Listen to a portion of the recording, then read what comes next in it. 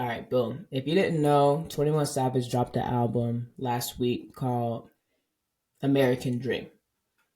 Um, so I listened to it and a couple times, and first I want to acknowledge how hard it is to make a cohesive project. Like I feel like people think like making music is easy because they feel like the music that we receive or that we hear these days is somehow like less quality than music before. I mean, we all see the conversations like on the internet or whatever about the quality of music, the quality of R&B, the quality of rap or whatever. But I think that we still need to acknowledge that when we're talking about people like 21 Savage, people like Drake, Beyonce, like regardless of what of the personal opinions we might hold about their music, the numbers are numbering for a reason. Like these are global commercial artists, and they're extremely hardworking and they're extremely talented compared to the average musician, and then of course compared to the average person.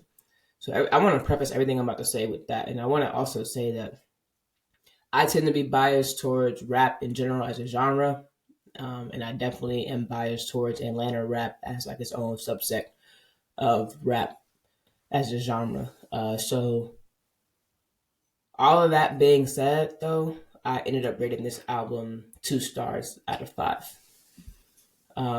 So we can talk through why, and I'm sure like the reasons why I ended up rating it like that will come through at different moments during the conversation. But most importantly, I think that it's just monotonous. Like I feel like every 21 Savage bar on this album could have very easily been on another 21 Savage album. And I think like people accuse Lil Baby of making the same song over and over and over again, but I genuinely think 21 Savage found a formula that worked for him on Issa, his first album that like really blew up for real. It didn't deviate from that, and has yet to grow as an artist. I think he's grown laterally in the people that he's drawing influence from, but as far as like actually growing into a more evolved version of himself, I don't really think we've seen that from him. I think this album is indicative of that as well. I think that off the rip, um, my first impression of the album before I listened to it, so just based off who it's by and the cover art, I thought it would be like emotional, more reminiscent of his childhood, like how he grew up, what it was like being an immigrant, being from an immigrant family, going from having nothing to having money. I kind of thought it'd be exploration of that. And I think 21 Savage is one of those people who's kind of always like weaves different parts of his life story into his music. Like I don't think anyone's ever questioned. I mean, besides when we all found out that he's been secretly British this whole time, I don't think anyone's ever questioned like his authenticity as a rap nigga, his authenticity as a guy from Atlanta, or anything like that. Like I feel like, and I don't want it to sound like I feel like that his music is somehow some type of caricature of the person he's trying to portray. Like I think he's very authentic and very much himself in his music. I just think creatively he's hit a plateau. But all that being said, he still sold 131K first week off this album, which people don't consider 21 Savage. He's one of those guys that's like Post Malone. They kind of fly under the radar with their sales, but the whole time they be like really eating the girls up when it comes to numbers, streams, sales, everything else. So 131K first week, obviously very successful album, and that's really probably all that matters to him, to be honest with you. And I don't have no issue with that. But we can get into the track by track and talk about like how everything actually turned out and how the project came together, just like from my perspective, obviously. The first track was spoken word, like from his mom's perspective about him. And I think that I'm not the biggest fan of making these projects like complicated in the sense like kind of adding different layers with the old school samples tapping into nostalgia, the poetry in between tracks. Like it was cool when Sister did it on Control. I still skip all those parts to this day. It was cool Metro Boomin had Morgan Freeman or whatever on his last album. Like that's it's cool or whatever, but to me it doesn't really do anything to enhance like the listening experience. Like the way that I used to go on iTunes and like clip out any part of the music that wasn't music, and like maybe that's blasphemous, I don't know, but like I like let's get to the rapping, let's get to the bars, and that's what I came here to hear.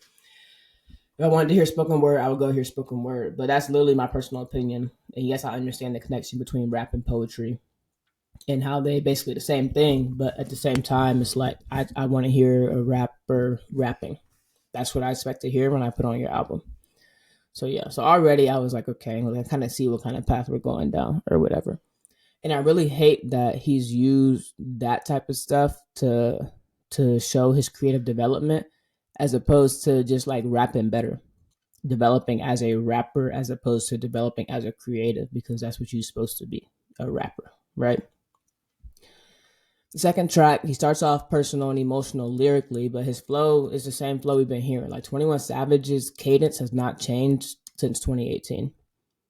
Like full stop. It, we've been listening to the same cadence, the same flow since 2018.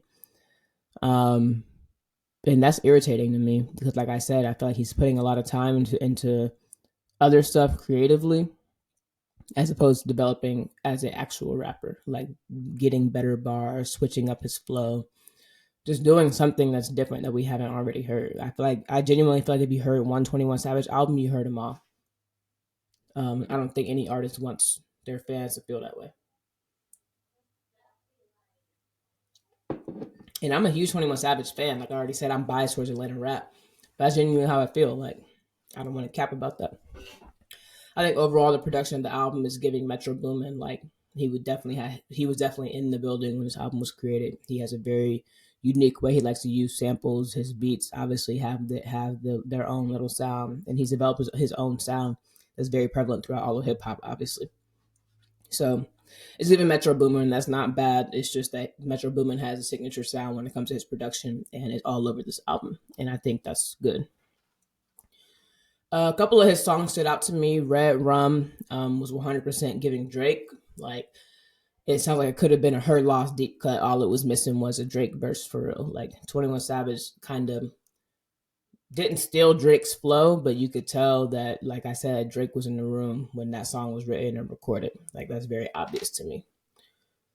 Um, Other thing I noticed, like while I was listening to these first few tracks, is that I can barely notice when the song switches because his flow is so monotonous and all the beats just sound very not similar, but they all just flow together a little bit too well. And like that's the thing about albums and why some people gravitate towards EPs, some people gravitate towards mixtapes. Albums like are very cohesive like that, and where it's supposed to sound like one song from start to finish and that could be good or bad. I think if the depending on the quality of the song, it could be good because this is something I want to immerse myself in for hours at a time. But if the song is something that we've been hearing for the past 6 years, then it gets boring. Like it goes from being an immersive experience to like a boring and repetitive experience. And I think he's definitely teetering that line with uh with how he with this album for sure, and how the order they put the tracks in and everything else. So yeah, the first half of the album was a lot of own him rapping by himself, like no features. And then the second half of the album, he had a few more features, and he kind of ended with on a feature run, basically. Um, the thing about features is dangerous. Having features is dangerous, right? Everybody talks about J. Cole going platinum with no features, and obviously that's extremely impressive. But having features itself is very dangerous because you don't want to have an album with 12 songs, 7 of the songs got features, and you getting washed on every single song. You getting out rapped on every single song. Like that should be a nightmare scenario for artists, but they're more concerned with the fact that the feature is going to generate more commercial growth and more commercial exposure because of whoever the other artist is, their fan base is going to get mobilized behind that song too. And that's why artists leverage features, but it's like it's very scary to make a whole bunch of songs with a whole bunch of features and then people are listening to the songs by the time they get to the end of your album, they're like, damn, everybody raps better than this nigga. And that's how I felt at the end of the 21 Savage album. Like Doja Cat, you jump on a song with Doja Cat, she's out rapping you because you're doing the same shit you've been doing since 2018. And Doja Cat, who's extremely innovative, I don't like her at all, but she's extremely innovative in her music, extremely creative, and extremely talented when it comes to songwriting, when it comes to song making. You're getting on a track with her and doing the same tired bullshit that you've been doing for the past 6 to 7 years. Like that's very risky, and I really want to know like what the plan was for him. And then we can go down the list. Young Thug out rapped him. Lil Durk way out rapped him, even though that was his best rapping, was going toe to toe with Durk. But Durk obviously still watched him. Travis Scott, I think Nana, or however you say it, was 21's best verse. But I think Travis Scott still edged him out. But I'm not, let me not even get started on Travis Scott. But yeah, I mean, Summer Walker, Brent Faiyaz, both of those songs for me and the Mariah the Scientist song, like I kind of like 21 Savage when he gets in his little R&B bag or whatever. Like I like Brent and 21 Savage together, but Brent Faiyaz, Summer Walker, and Mariah the Scientist all kind of saved those songs for him. Like those, he needed those people on those songs. They didn't necessarily enhance the song. They made the song even good enough to even be an album cut. That's why I think features are risky, because people are realizing like we're actually not here to listen to you. We're here to listen to the person you featured on the song. You basically are the middleman to help them find the beat.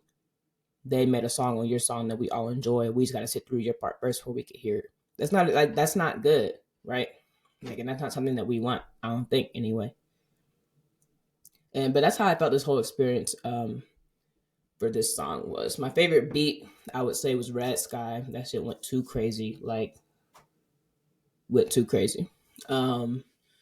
Favorite verse, like I said, was Nina for sure. My favorite song overall is Dangerous with Lil Durk. But I don't know. I just think that 21 Savage at the point in his career, he has the access, he has the money, he has the time to really sit down and get in his creative bag and figure out where he wants to go as a rapper. But I think the product that he's producing now is not it. And I really hope that we see some type of creative development from him in the next couple of years that's going to be different from just like collabing with somebody new or whatever the case may be. I'm trying to see some real some real shit. And I'm trying to see it from every Atlanta rapper, to be honest. Like Future and Young Thug, they're like aging out the rap game, right?